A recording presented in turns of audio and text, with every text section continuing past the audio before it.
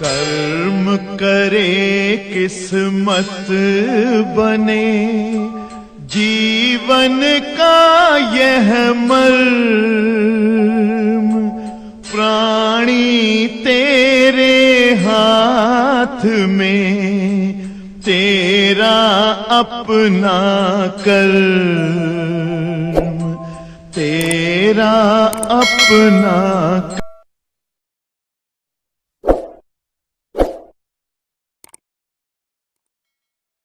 प्यारे बच्चों, today we will discuss about some special topic related from nuclear energy.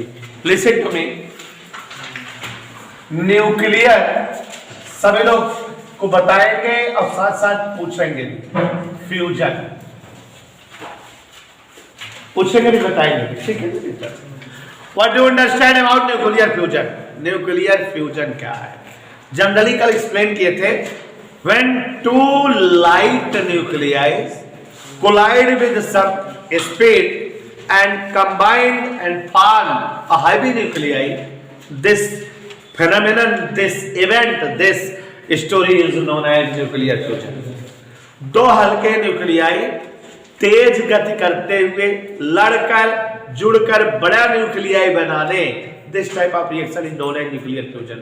बहुत special बातें बताए थे कि अगर दो हल्के न्यूक्लियाई जुड़कर बड़ा न्यूक्लियाई फॉर्म करते हैं, बनाते हैं, न्यूक्लियर फ्यूजन बनता है, तो ये जो बड़ा वाला न्यूक्लियाई होता है इसका फाइनल मास जुड़ने वाले न्यूक्लियाइयों के मास के सम से कम होता है, क्योंकि some part of the mass of combining nuclei converted in the form of energy and which is energy obtained in the process of nuclear fusion. समझ में आया बेटा?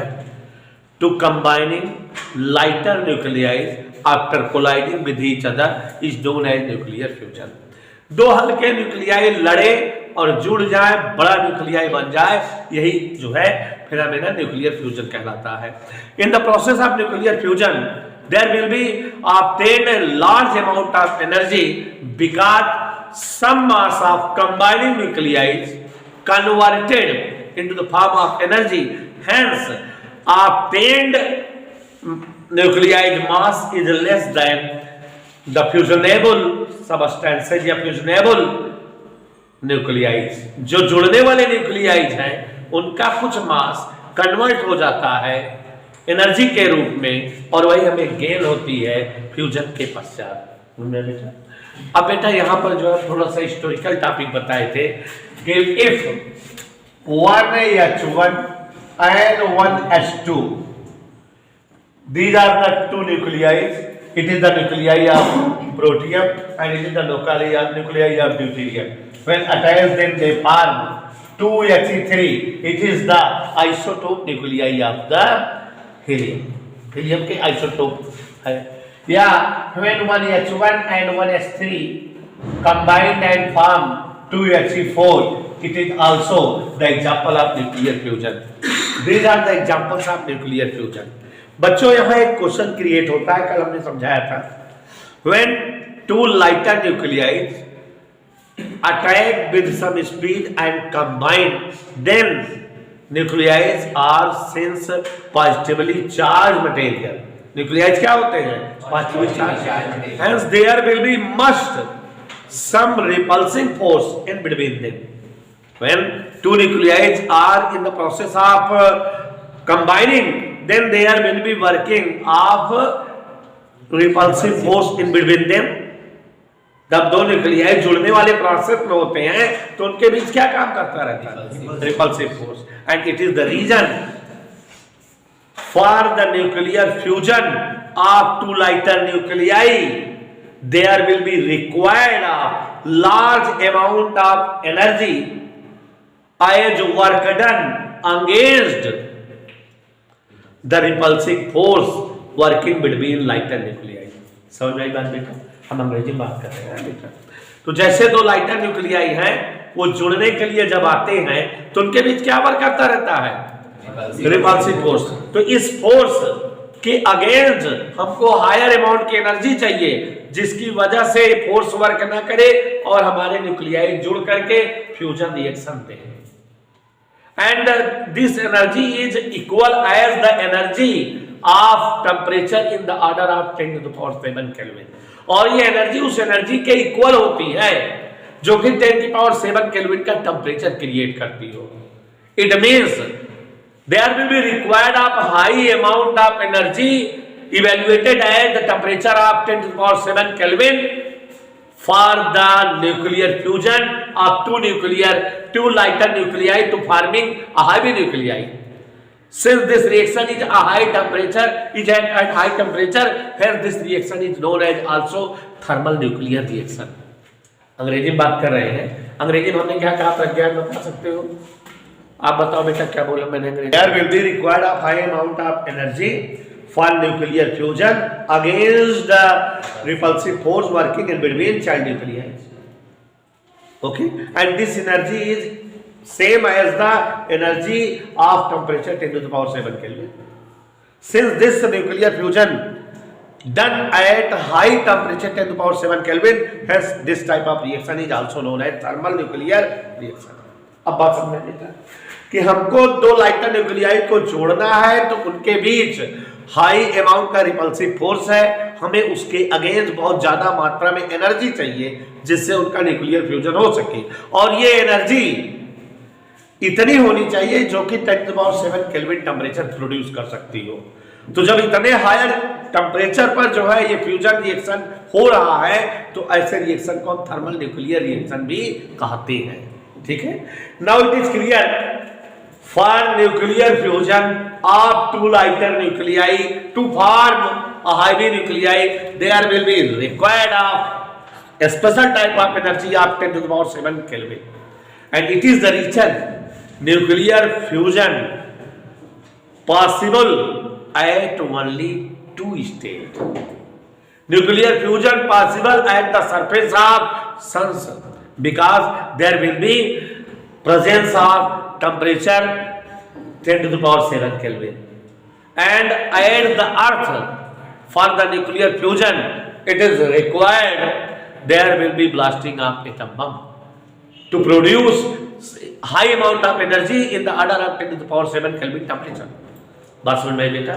तो जब हम जान गए कि न्यूक्लियर फ्यूजन होना है, हल्के न्यूक्लियाओं को जुड़कर बड़ा न्यूक्लियाई बनना है, तो इसका मतलब उसके बीच के रिपल्सिव फोर्स के अगेंस्ट हाई अमाउंट की एनर्जी चाहिए, और वो भी इतनी एनर्जी चाहिए जो कि 10 to the power 7 kelvin temperature के बिलोंग करते हुए एनर्जी की इक्वल हो, और इतनी एनर्जी पर जब ये रिएक्शन होता है तो थर्मल न्यूक्लियर रिएक्शन है, और जब ये thermal nuclear reaction high amount की एनर्जी और हाई अमाउंट के टेम्परेचर पर समाप्त होता है, इसका मतलब ये हर जगह नहीं हो सकता। न्यूक्लियर फ्यूजन केवल दो ही कंडीशन में हो सकता है, या तो सन के सरफेस पे हो जहां पर इतना टेम्परेचर और इतनी एनर्जी मिल जाए, या तो यह रिएक्शन जो है अर्थ के उस प्लेस पर हो सकता है जहां एटम बम का ब्लास्ट हुआ हो। जब एटम बम ब्लास्ट होता है तो वहां इतनी ज्यादा हाई अमाउंट की एनर्जी और टेम्परेचर क्रिएट होता है कि temperature 10 to the power 7 kelvin होता है, लाइटर न्यूक्लियाई जुड़कर हायर न्यूक्लियाई या हैवी न्यूक्लियाई बन सकते हैं। समझे? तो ये रिएक्शन इजी दिख रहा है लेकिन ये बहुत हाई टेम्परेचर पर होता है, इसलिए इजीली नहीं होता। और न्यूक्लियर फ्यूजन की एक कंडीशन और है कि न्यूक्लियर फ्यूजन में मास की किसी लिमिट के रिक्वायर्ड नहीं होती, तो यहां न्यूक्लियर फ्यूजन में बहुत ज्यादा अमाउंट में एनर्जी जो है ऑब्टेन्ड होती है। Energy obtained in the process of nuclear fusion is always more and more than the energy obtained in the process of nuclear fusion. समझ में बेटा? न्यूक्लियर फ्यूजन के प्रोसेस में न्यूक्लियर फिजन की अपेक्षा बहुत ज्यादा अमाउंट में एनर्जी गेन होती है। इफ वी कैन कंट्रोल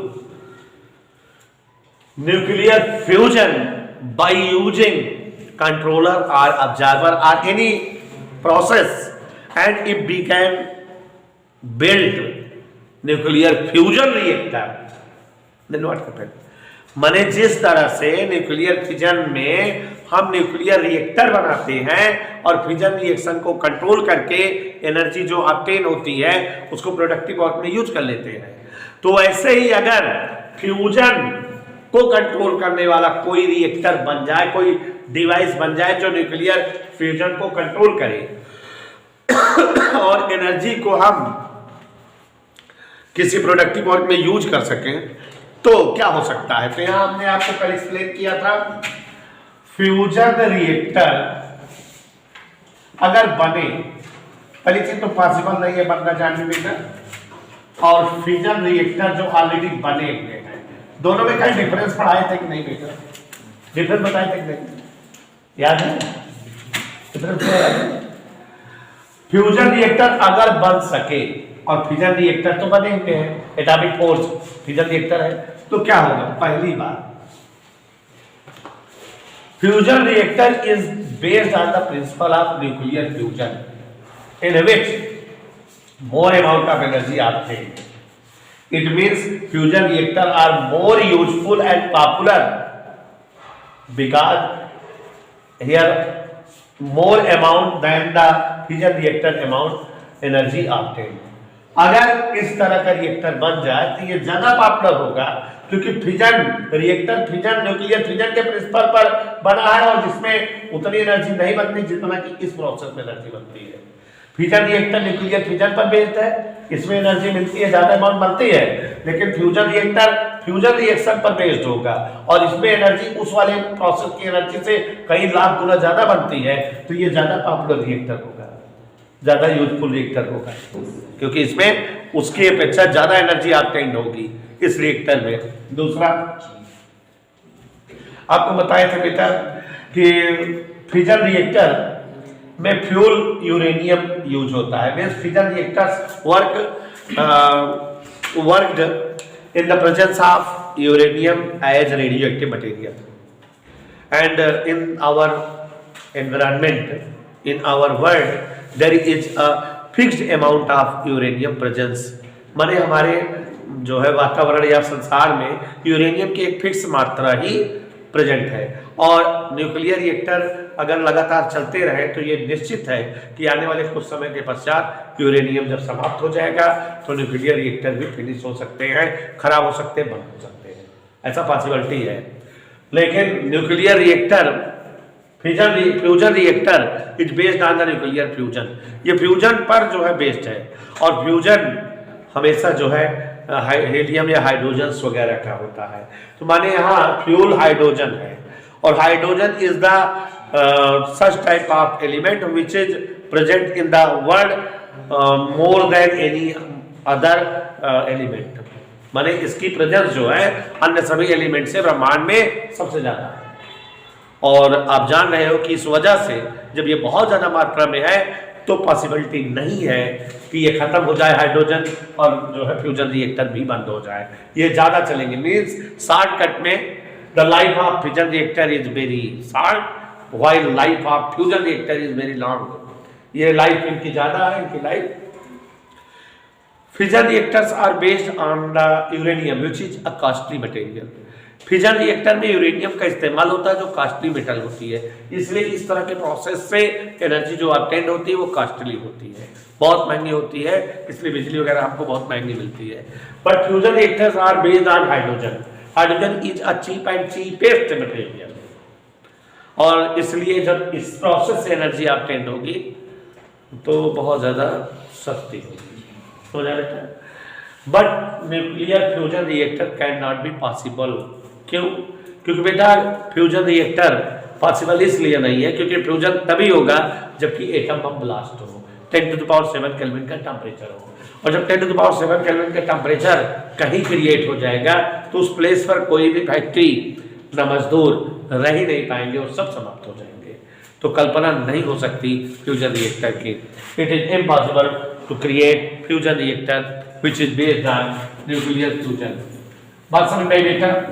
उसके बाद application of fusion reactor, nuclear fusion, तो न्यूक्लियर फ्यूजन पर बेस्ड डिवाइस हाइड्रोजन बम है। क्या है बेटा? Hydrogen bomb is a such type of bomb which is based on the nuclear fusion reaction, ठीक है? In hydrogen bomb there is a spherical metallic vessel of double layer, कोई doubt बेटा? Hydrogen बम बना रहे हैं एटम बम के पिताजी ने। एटम बम से बहुत ज़्यादा पावरफुल है। तो it is about hydrogen bomb. Hydrogen bomb is based on the nuclear fusion reaction. किस पर बेस्ड है बेटा? न्यूक्लियर फ्यूजन रिएक्शन पर।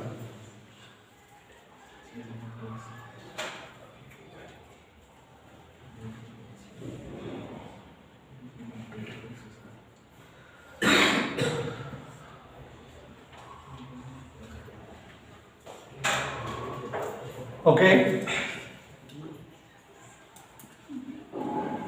Hydrogen bomb is based on the, किस पर बेस्ड है बेटा? Nuclear fusion reaction. In hydrogen bomb there is a spherical metallic double layer vessel. Okay, in the middle of this vessel there is an atom bomb presented. इसको बीचों बीच में क्या रख दिया बेटा? एटम बम, समझ रहे हो ना?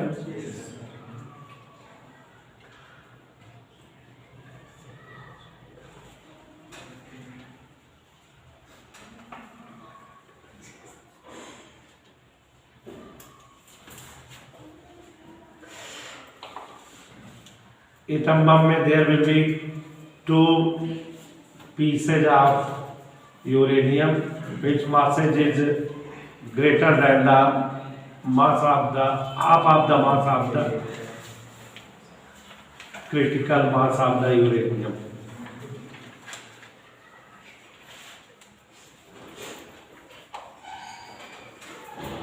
समझ आया बेटा? कहीं जाओ, clear? Yes sir. And compound of lithium hydride is filled. You can say this atom bomb is placed in between compound of lithium hydride. It is the construction of hydrogen bomb. There will be a spherical metallic vessel or dual layer. In the middle of this there is a present of atom bomb. एक atom bomb रखा होता है और ये atom bomb को कौन घेरे होता है? Lithium hydride, LiH2. When atom bomb blast, then there will be a high amount of temperature and energy created. Temperature will become 10 to the power 7 Kelvin. इतना केल्विन का टेम्परेचर बन जाता है और जब इतने केल्विन टेम्परेचर बनता है तो लिथियम हाइड्राइड के जो अवयव टूटे रहते हैं, लिथियम अलग हीलियम हाइड्रोजन अलग, उसके जो है इलेक्ट्रॉन्स एटम से निकल जाते हैं। मीन्स हाइड्रोजन वगैरह के केवल न्यूक्लियस बचते हैं, मीन्स सब न्यूक्लियस स्टेट में होते हैं और इतने हाई अमाउंट की एनर्जी और टेम्परेचर के कारण वो सब जो है कोलाइड करके जुड़ करके बड़ा न्यूक्लियाई बनाने लगते हैं। मैंने बहुत सारा न्यूक्लियर फ्यूजन यहाँ होने लगता है हाइड्रोजन एटम का, हाइड्रोजन न्यूक्लियस का, और इस तरह से जो है हाई अमाउंट की energy, temperature energy, sound energy, explosive energy मिलती है जो बहुत जो है ज़्यादा एक्सप्लोसिव है, हार्मफुल है। समझ आया बेटा? तो it is the description about hydrogen. तो बहुत सारी चीज़ें हमने